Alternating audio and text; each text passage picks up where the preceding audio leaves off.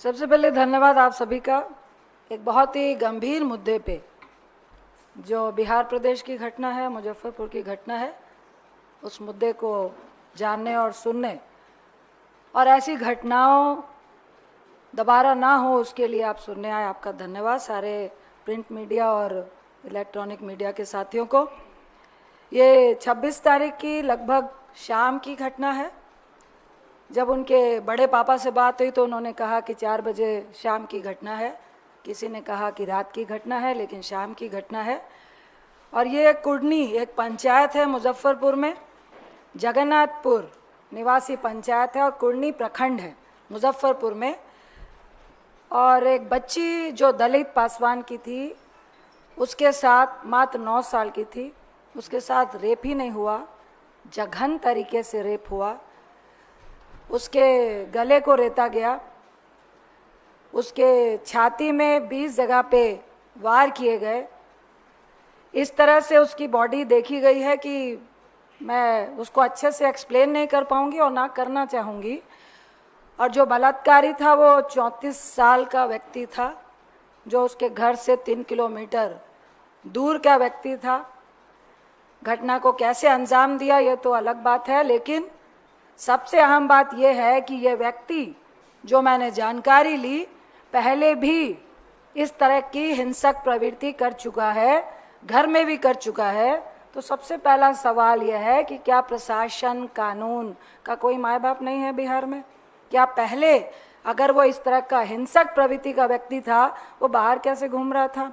कई बार ऐसी घटनाएं, ऐसे रेप होते हैं, तो ऐसे व्यक्ति बार बार, चाहे दामिनी की घटना हो, निर्भया की घटना हो, बार बार ये कहा जाता है कि ऐसे व्यक्ति बाहर कैसे घूम रहे हैं। तो क्या बिहार में ऐसे व्यक्तियों को, ऐसे रेपिस्ट को खुली छूट मिली हुई है घूमने की? पहला सवाल तो ये है। मैं इसमें ये कह सकती हूँ कि ये जदयू भाजपा जो सरकार दलित बच्चे की संस्थागत हत्या के लिए, मैं उनको जिम्मेदार ठहराना चाहती हूँ, क्योंकि ये लैक ऑफ कानून व्यवस्था, लैक ऑफ प्रशासन का डर, लैक ऑफ, आप कह सकते हैं बेखौफ, बार बार रेप होना और उस पे कड़ी निगरानी नहीं होना, उनको सजा नहीं होना, जिसका उदाहरण आपको याद होगा, बालिका गृह कांड हुआ, जिसका उदाहरण भैंसा खान, जो अभी मार्च में ही सेशन में मैंने उठाया था कि सिवान के 13 लड़कियां को फरार बताया गया और बाद में पता चला। तो ये सरेआम इस तरह की घटनाएं हो रही हैं। एक तो सबसे बड़ी बात है कि इतने हैवानियत के बाद उसके बॉडी पे 20 जगह चाकू के निशान है। घटना के बाद जो हमारी महिला कांग्रेस की अध्यक्षता है, वो उससे बच्ची से मिलने गई। 2 दिन उसको मुजफ्फरपुर के अस्पताल में रखा गया, उसकी हालात सुधर नहीं रही थी। तो स्वास्थ्य व्यवस्था की बातें जो लंबी लंबी होती हैं, वो कहाँ पे है? जब कांग्रेस के वरिष्ठ नेताओं ने, वहाँ के लोकल नेताओं ने, इंक्लूडिंग हमारी महिला अध्यक्ष ने, जब जाकर बच्ची से हालचाल पूछा और लगा प्रशासन को कि भाई पॉलिटिकल एक्टिविटी हो रही है, नहीं तो कहा जाता है कि आप रेप को पॉलिटिकल क्यों बना रहे हो, और जब तक पॉलिटिकल नहीं बने तो आप तो इलाज भी नहीं करते हो। मेरे पास कई ऐसे उदाहरण हैं बिहार के कि जब तक कोई नेता नहीं पहुंचे आप तो बच्ची की एफआईआर भी नहीं लेते हो। इसमें भी यही हुआ है। जब बच्ची का रेप हुआ और वो बच्ची घसीटते हुए वहां तक गई है जहां उसको पब्लिक देख पाए, एफआईआर करने जब गए हैं तो उल्टा एफआईआर छोड़िए, प्रशासन ने उन्हीं लोगों पे लाठीचार्ज किया है। तो ये कहाँ का कानून है? कौन सी कानून व्यवस्था की बात करते हैं? जब उसकी हालत नाजुक हो रही थी तो मुजफ्फरपुर के अस्पताल ने उसको एम्स रेफर करने का जो कांग्रेस वालों ने भी प्रेशर दिया कि उसको बेहतर इलाज की ज़रूरत है, जो मुजफ्फरपुर के अस्पताल में, जो कृष्ण मेमोरियल अस्पताल है, उसमें नहीं मिल रहा था।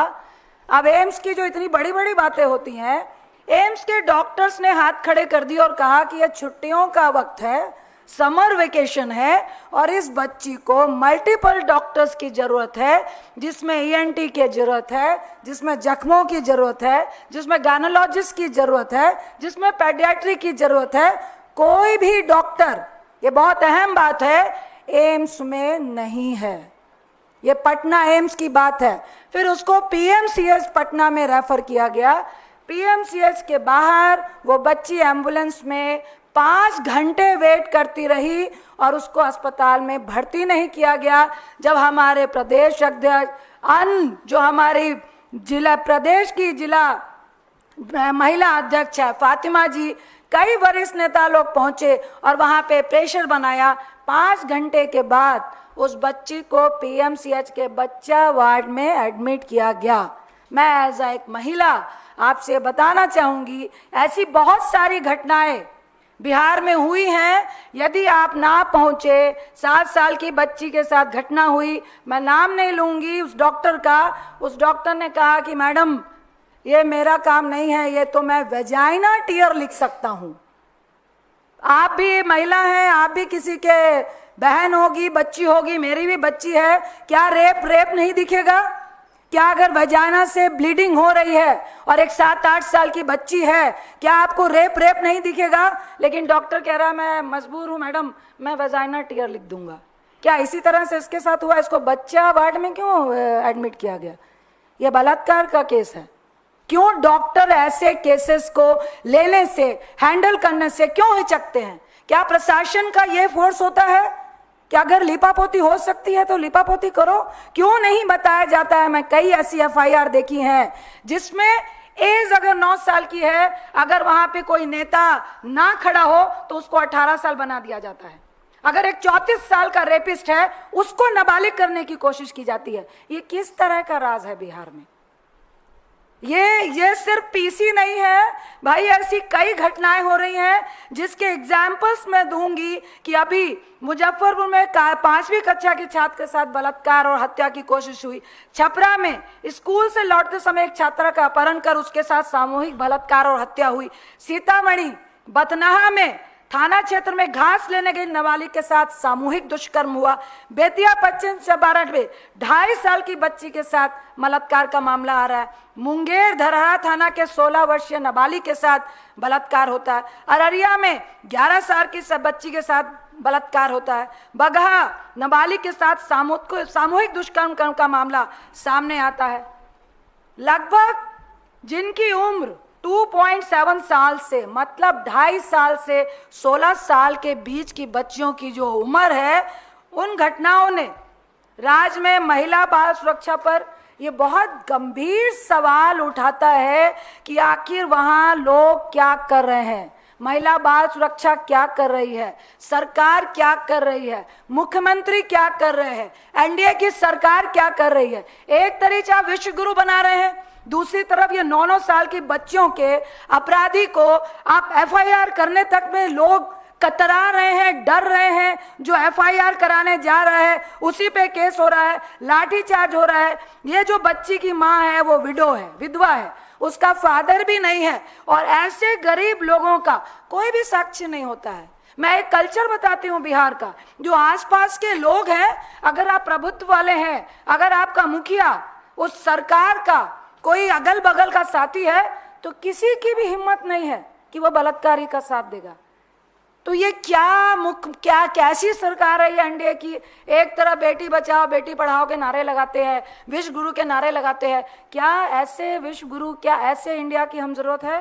क्या हमें ऐसा बिहार चाहिए?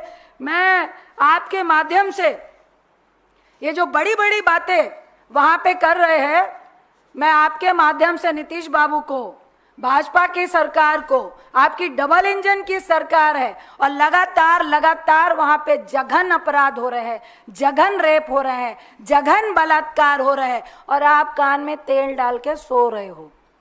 ना आपका स्वास्थ्य सिस्टम सही है, ना आपका लॉ कानून सही है, ना आपका प्रशासन सही है, ना ही आपके थाना प्रभारी सही है। एक तरफ आप कहते हैं कि रेप होगा, इंस्टेंट उसको, इमीडिएट उसको न्याय मिले, उसके लिए हम स्वाब टेस्टिंग भी थाना में कर रहे हैं और दूसरी तरफ प्रैक्टिकली जो हम लोग बार बार सदन के भीतर बोलते हैं, कौन सा स्वाब टेस्ट हो रहा है?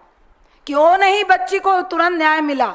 अरे आप एफआईआर छोड़िए, आप तो इसको इलाज भी नहीं दिला पाए हैं। लंबी लंबी बात करते हैं, 22 एम्स की बात करते हैं, अभी एम्स में क्यों नहीं एक्शन ले रहे हैं?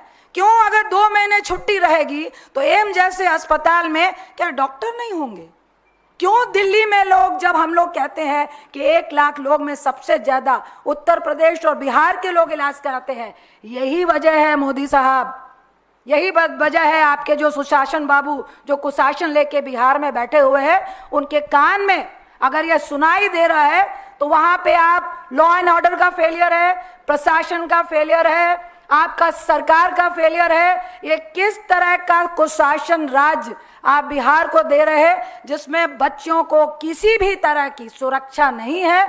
मैं फिर बोलूंगी कि ये दुष्कर्म बार बार इसलिए हो रहा है क्योंकि आपकी छत्र छाया ऐसे लोगों को मिली हुई है, जो कई सारे वीडियो वायरल होते हैं अन्य प्रदेशों के भी, और सब खीखी करके हंस रहे होते हैं और महिलाओं और बच्चों की इंसल्ट की जाती है, उनके साथ सड़कों में उनकी बेइज्जती की जाती है। आज ये उसका परिणाम है कि जब बालिका गृह कांड हुआ हम लोग सदन में चीखते रहे और जो सबूत थे उनको भगा दिया गया, कितनी बच्चियों को वहीं पे गाड़ दिया गया, किसी की हिम्मत नहीं थी बोलने की। भैंसा खान में 13 बच्चियों को फरार घोषित किया गया, उनको कहां ले जाया गया किसी को मालूम नहीं है। आज ये दुष्कर्म का दोषी अपने घर में भी इस तरह की हिंसक घटनाएं कर चुका है और आज एक 9 साल बच्ची का सीना फाड़ देता है, चाकू से गोदता है, गले में गला रेत देता है और उसको ईंट भट्टा में फेंक देता है।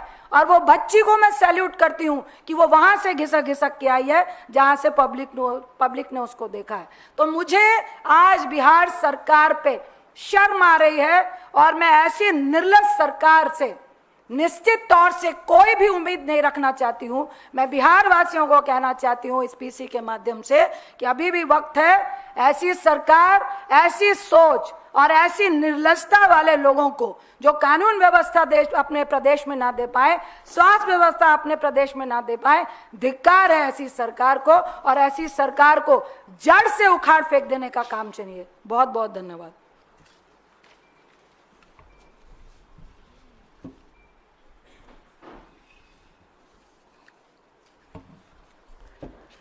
Hello everybody.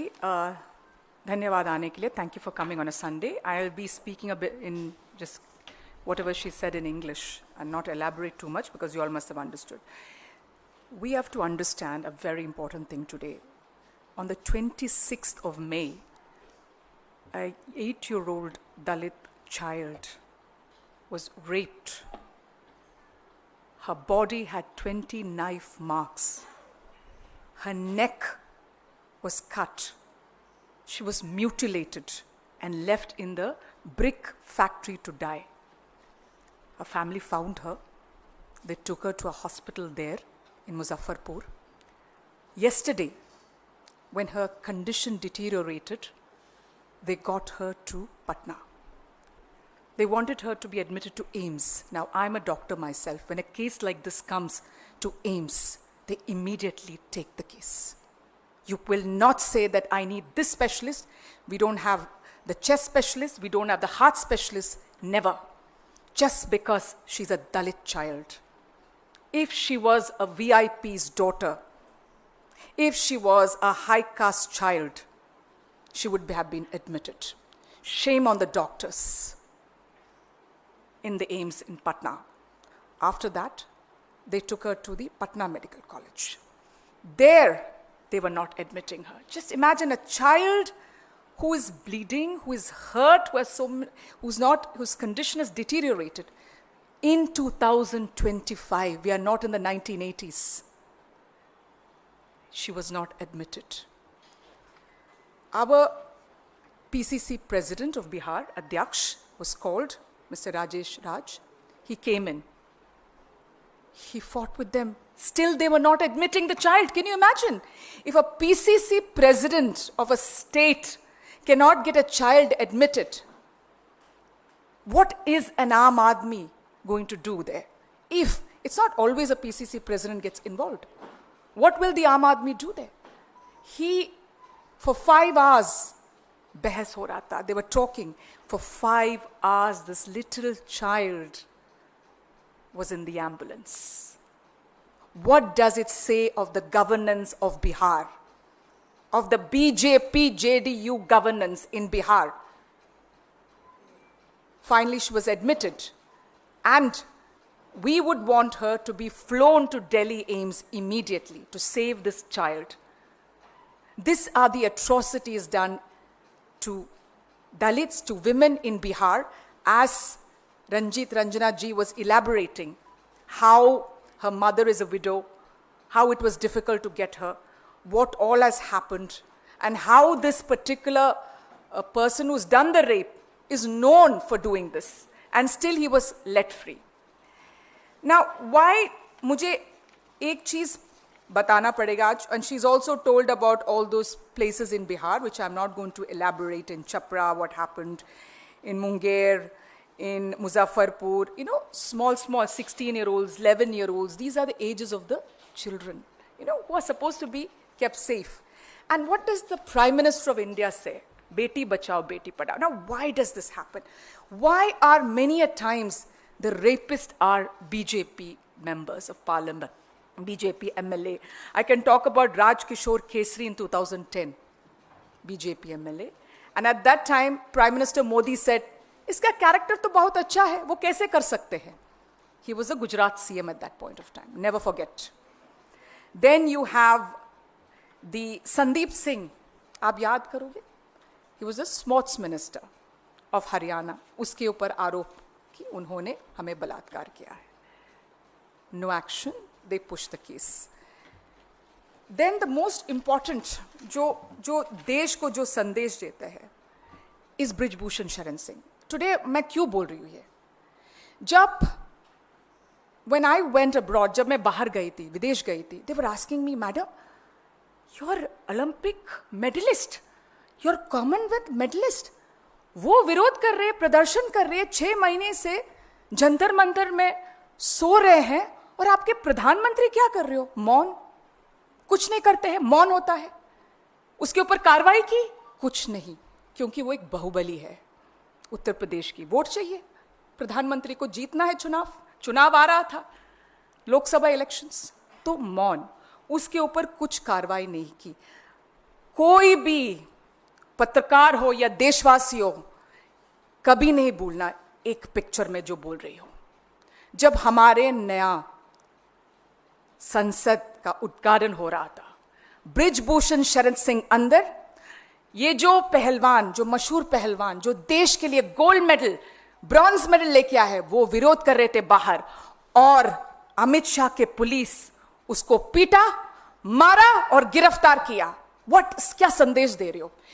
इस देश के जो रेपिस्ट को क्या संदेश दिया है प्रधानमंत्री? प्रधानमंत्री बोल रहे हैं कि the rapist will be inside parliament, and those who are saying that he has raped, जो विक्टिम्स, जो पीड़ित है, वो जेल जाएंगे. वही है ना संदेश?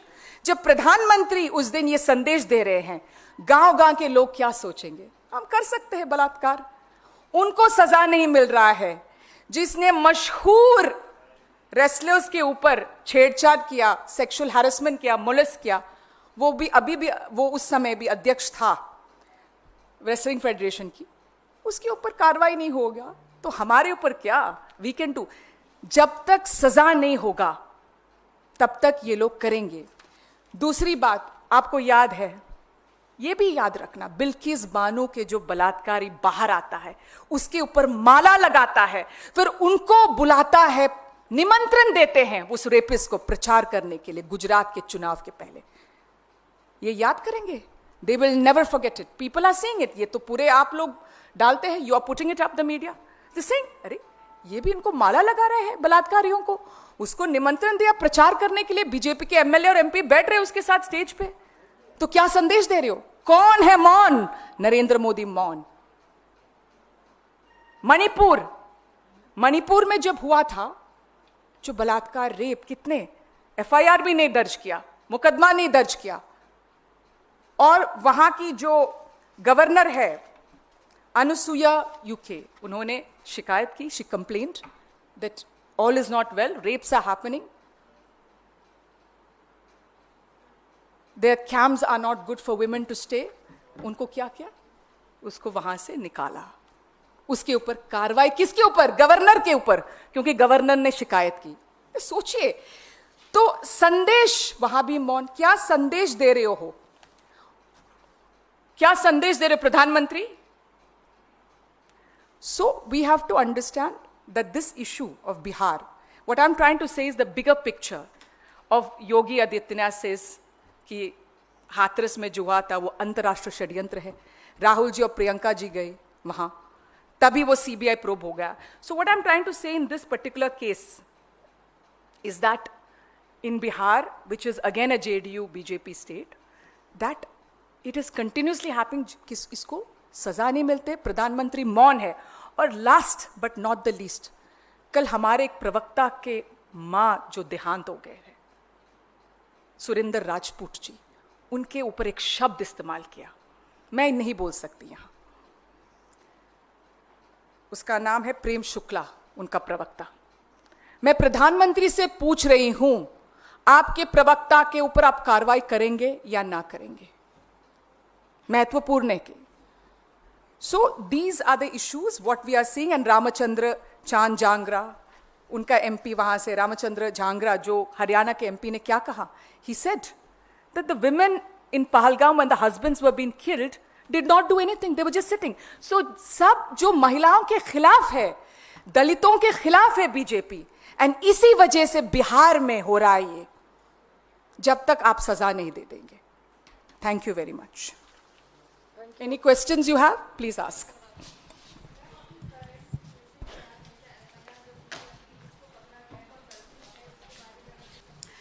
देखिए, FIR पहले तो नहीं हो रही थी, फिर जो पॉलिटिकल लोग वहाँ पर इन्वॉल्व हुए तब जाके हुई. पहले तो उल्टा उन पे लाठी चार्ज हुआ क्योंकि पूरे गांव के लोग गए, गुस्सा था. और इसके बारे में जो पता चल रहा है, ये 3 किलोमीटर दूर का व्यक्ति है, 34 साल का है, बाल बच्चे वाला है. और ये ऐसी हिंसक जो मारपीट है वो अपने घर में भी महिलाओं के साथ कर चुका है. तो क्या उसका प्रशासन को कोई खबर नहीं था? तो अभी उसके बारे में इतनी हम लोग को जानकारी मिली है. मेरी अभी आते हुए उसका फादर नहीं है, उसके बड़े फादर से बात हुई, वो लोग बहुत ज़्यादा दुखित है. लेकिन साथ ही वो जो नॉर्मल गांव में होता है कि वो डरे हुए हैं कि क्या हमें न्याय मिलेगा. अब तो उनकी बच्ची की भी डेथ हो चुकी है. मैम, क्योंकि आपने तमाम बिहार के इन केसों का जिक्र किया और मुजफ्फरनगर के केसेस का जिक्र भी किया, बिहार में अक्सर देखने को मिलता है कि लॉ एंड ऑर्डर पे एक सवाल खड़ा होता है. पटना में आपसे कुछ दिन पहले एक फायरिंग का वीडियो भी आपने देखा. वहाँ पे जेडीयू और बीजेपी की सरकार है, एनडीए की सरकार है. आने वाले दिनों में वहाँ पे चुनाव भी होने हैं. क्या कांग्रेस पार्टी इन तमाम मुद्दों को अपने मैनिफेस्टो में या अपने कैंपेन में शामिल करेगी? क्योंकि बात कैंपेन की नहीं है, बात समस्या का समाधान की है. आप लोग क्या मांग करते हैं खासतौर पर सरकार से? देखिए, हम लोग सब, मैं 30 साल से बिहार की राजनीति कर रही हूँ और सुपौल में कोशी ज़िले में थी. हम लोग की मेन डिमांड ही, जो हमारे मैनिफेस्टो में भी और जो हमारे लीडर हैं, अध्यक्ष हो, खड़गे साहब हो, राहुल गांधी जी हो, हम लोग का मेन फोकस है महिलाओं पे और यूथ पे. जब तक आप उनको एजुकेशन की तरफ डाइवर्ट नहीं करेंगे, उनको रोज़गार नहीं मिलेगा, बच्चों को अच्छी एजुकेशन और माहौल नहीं मिलेगा, तो आप क्या कर सकते हो? कंटिन्यू क्राइम बढ़ रहा है. तो हम लोग का मेन फोकस है कि एक महिला को आप किस तरह से आर्थिक सुदृढ़ करें, जिसके लिए हमने महिला मान योजना भी शुरू की. और दूसरा कि यूथ को किस तरह से अनएम्प्लॉयमेंट दे, क्योंकि वहाँ बेरोजगारी और नशा, जो ड्राई स्टेट होने के बावजूद वहाँ पे जो अंदर अंदर चल रहा है, वो क्राइम होने का, बच्चों के साथ दुष्कर्म होने का एक बहुत बड़ा इशू है, जिसको हम लोग लॉ एंड ऑर्डर को, जो कांग्रेस सरकार है वो फुल फोकस दे रही है कि हम लॉ एंड ऑर्डर की फुल सुविधा महिलाओं को, बच्चों को, यूथ को, लोगों को फेथ हो पाए कि भाई अगर हमारे यहाँ पे इस तरह का दुष्कर्म होता है, एक तो दुष्कर्म से पहले ही वो लोगों को पकड़ने का, आप हल्का हुआ, घर में मार दिया, बच्ची को मार दिया, अरे घर में ही तो मारा ना. ये जो मेंटालिटी है ना, इससे बिहार को निकालने के लिए हमारी सरकार अगर कल आती है, इंडिया गठबंधन की सरकार आती है, तो ये हमारे फोकस के पॉइंट होंगे. Anything else? आज का मेन इशू उस बच्ची के लिए है. What is it? प्लीज, आज का मेन इशू है हमारा उस बच्ची के लिए है और हम उनके लिए संवेदना देते हैं और चाहते हैं उसको न्याय मिले. Thank you so much.